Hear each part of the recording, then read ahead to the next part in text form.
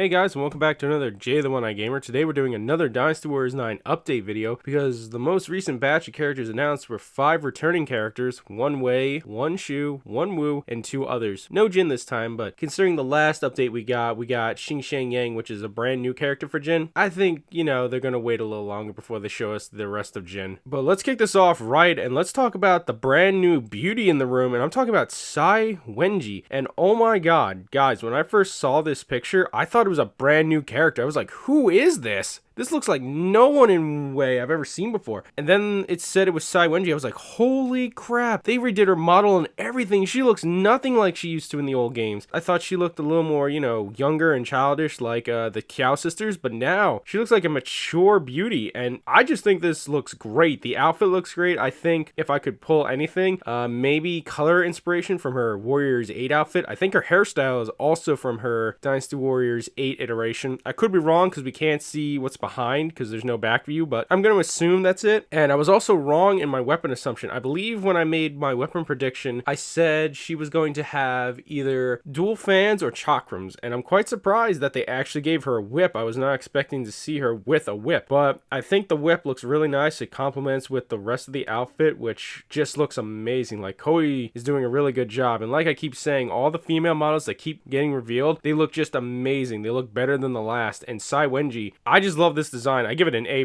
Like, I think this is the best design she's ever had, and it just looks amazing, and it shows that Koei is willing to completely rechange models to make them look amazing, and I just can't wait to see her in action. I think this is going to be really great. Next up, we got Wu, and of course, we're talking about the longtime veteran himself alongside the ranks of Cheng Pu, Hong Dong, and Huang Gai, and that's Ding Fong. And yes, he did serve for over, I think, 90 years. I think that's what the entries say, and I think historically he served for at least 80 years, so he's been around for a long time, surprisingly. He looks like Ding Fong. He just looks like a massive mountain of muscle and that scary face. The outfit itself, I don't see any direct inspiration from any of his previous entries. Like, I can't even say color scheme. It does look good. It looks like Ding Fong, like I've said, and I think the biggest surprise was, again, I was wrong. I thought he was going to end up with like a battle axe, and lo and behold, he got the gauntlets back, which I didn't think were going to make a comeback, because I thought, Koi wasn't going to bring back those kind of weapons, because I thought they'd be like, oh, it's not realistic enough. But surprise, surprise, they did bring the gauntlets back, which means when Mang Kuo is finally revealed, he's obviously going to have gauntlets as well, and he'll probably be just as tall and jacked as Ding Fong over here. All in all, I'm glad with Ding Fong's design. It's not super great, but I will give it an A. I think it looks perfect for 9 purposes, but again, I can't picture any influence from his other iterations, like outfit wise. But it is nice actually to see the gauntlets come back. It's nice to see a little more variety, because I thought we were probably going to get like maybe 10 weapons at max and then spread it out through the cast, but it looks like they're willing to take some old weapons back. It looks like I think the gauntlets might be the last brand new / returning weapon they bring back. I know some people are going to be happy with the gauntlets return. I know my friend Dragon Man, he loves Ding Fong with the gauntlets. He just loves the gauntlet moveset, so I know he's going to be looking forward to this.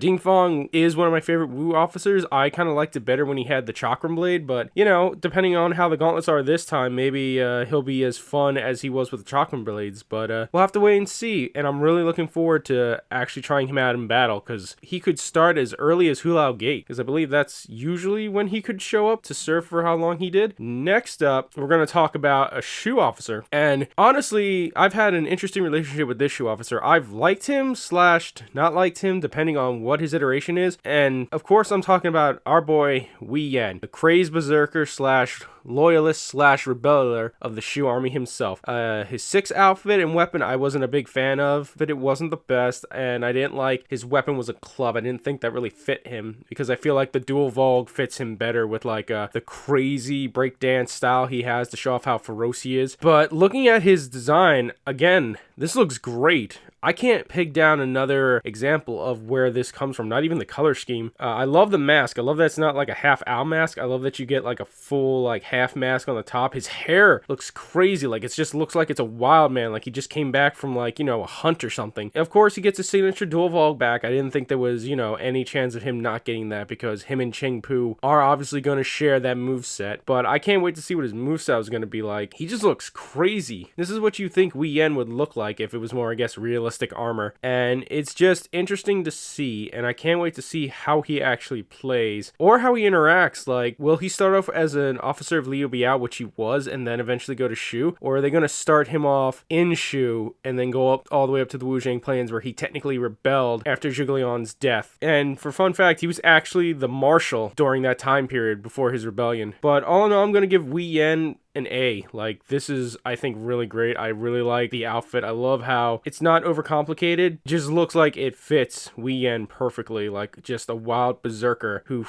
strikes fear into the hearts of friends and foes alike. And you can't tell if he has a protruding backhead, because, a little fun fact, that's why Zhuge Liang didn't trust Wei Yin. He told Liu Bei not to let him in because he had a protruding backhead, which apparently was sign of rebellious and treacherous, which he kind of wasn't wrong, because he did rebel after the fall of Wujiang Plains and had to be put down by Ma Dai, at least in the books. Next, we're going to get to the others, and I'm surprised we got 2 of them, but there are residential mystics. So let's kick off with the true mystic himself, Josie. And Josie, I'm not going to lie, that outfit, when I look at his head, I know that's his hair, but when I look at it, he just strikes me as he's like a paintbrush, like a really thick paintbrush on top. And I'm sorry, like, I just can't get that out of my head. Like, when I look at him, all I see is a paintbrush. His design, I really like. I like the long robes. I love how it shows off that he's this otherworldly mystic character that is a master of sorcery, because I believe he's only mentioned in the book when he tries to give Cao Cao a book to, I think, help with, I want to say not agriculture, I think it's like government, but Cao Cao turns him away, and I think that's the only time he's mentioned in the book itself. I don't know what he was in history. I don't think there's a lot about the man, but he is shrouded in mystery, and his outfit really does a great job of showing that, especially with the yin yang symbol. I kind of figured he was going to get a staff or a fan, so it's very interesting to see the staff. We haven't seen the staff in action other than Pang Tong's, which I'm pretty sure is still going to be a staff. It's going to be interesting to see that, because most of his moves revolved around, obviously, his talismans, so they're going to have to think of brand new Musaos to give him that, aren't talus based. I like the outfit, I like the design, even if his head, again, does look like a brush. All in all, I'm going to give this an A. I think it's a really good outfit. I think the staff was a really good call to give him, if not a fan. I'm honestly quite curious to see how he's going to fit in the game, because he's not part of a faction. He's not even part of anything. They're calling him a mystic, which means I don't know when he would show up, but if he did show up, it would have to be literally, I guess, before Guandu, because I believe that's when he's touted as showing up in the book and giving Cao Cao the book he wanted to give him. So I think it's going to be interesting to see where they put him to be playable. And of course, last but not least, we come back to the main bad guy of the first arc that you always run into, the crazy religious zealot who believes in the way of peace, even though that involves butchering people who do not agree with him, and his crazy hairstyle that just keeps getting crazier since like Dynasty Warriors 8, because I think 7 it was still normal-esque. And of course, I'm talking about the boy Jing Chou. And Jing Chou, when I first looked at him, I literally thought with that hairstyle, I thought he was the Slim Jim guy, I don't know, that's what I thought. My friend Dragon Man thought he was a banana because of apparently the beard and the top hair actually cone out a little, so it looks like it could be a banana. I think it looks like a moon or a crescent of some kind, the way it is. Other than the man's crazy hairstyle, which keeps getting more extravagant as we go on in the series, his outfit looks what I would expect of Jing Chou. Some yellow, robish, to show off that, he was a minister and then he became a rebel leader. He does have his signature staff, which I'm glad he gets to keep. I can't say much about the design. I don't think it pulls much from anything else also. It just looks like Jing Chou. And the hairstyle, man, I'm sorry, I just keep going back to that, but the hairstyle just looks weird to me. Like, they keep making him weird. In 8, it was like a starfish, and now he just looks like I said, either a moon or a banana. I'm gonna give this outfit an A. It looks really good. It's simple, but it's what you would imagine Jing Chou would look like. It's nothing elaborate, and I can't wait to see him in action. And considering almost every person's campaign is gonna start off at the Yellow Turbans, I'm pretty sure everyone's gonna get reacquainted with our lovely friend over here who believes in the way of peace and overthrowing the Han. Oh, there is one more announcement. A couple days after this reveal, we also got the official Western release for Dynasty Warriors 9. So guys, get your horses ready, get your spears ready, get your swords, grab your friends, get your waifus, and get ready to head out on the trail, because Dynasty Warriors 9 launches in the West on February 13th, the day before Valentine's Day. Day. Isn't that a great gift? Your boyfriend, he just wants to play Dynasty Warriors. Your girlfriend wants to play Dynasty Warriors. There you go. You give them that for either Valentine's Day or the day before it and just, spend the whole day destroying thousands of peons. And, isn't that the best gift of all of love, is just sitting down with the person you love, going ham on a bunch of generics who didn't really do anything except happen to be there at the wrong time.